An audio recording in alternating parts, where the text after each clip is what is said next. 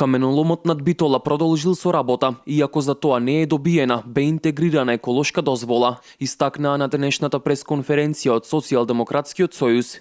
По заклучокот донесен од страна на советниците на Комисијата за заштита на човековата средина и екологија, Инспекторатот за животна средина изврши увид на местото, пошто се преземени сите понатамошни мерки кои им стојат на располагање согласно законите. Пред 20 дена Комисијата за заштита на човековата средина при Советот на општина Битола се состана и едногласно ги донесе следните препораки до локалната самоуправа. Да не му се издаде на фирмата ДОО Стентон Б интегрирана дозвола и Инспекторатот за животна средина да изврши увид на лице место и да постапи според законот.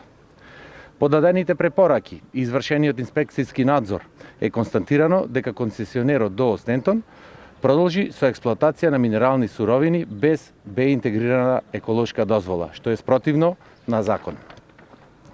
Поради непочитување на препораките и кршење на законот од страна на концесионерот, исто така им беше изречена и казна глоба од страна на инспекцијските служби. Советот на општина Битола нема надлежност да одлучува дали каменоломот смее или не смее да продолжи со работа, истакна председателката Силвана Ангелевска. Според неа, во моментот се чекаат информациите од надлежните министерства. Комисијата за заштита на животна средина пред скоро 2-3 недели донесе заклучок, иако за граѓаните да ни биде појасно, практички Советот тука нема ингеренции. Меѓутоа Комисијата за заштита на животна средина, раководејќи се од барањата на граѓаните, побара до одредени министерства кои што учествувале при издавањето на дозволата која што е издало Министерството за економија, побара одредени информации во врска со каменоломот.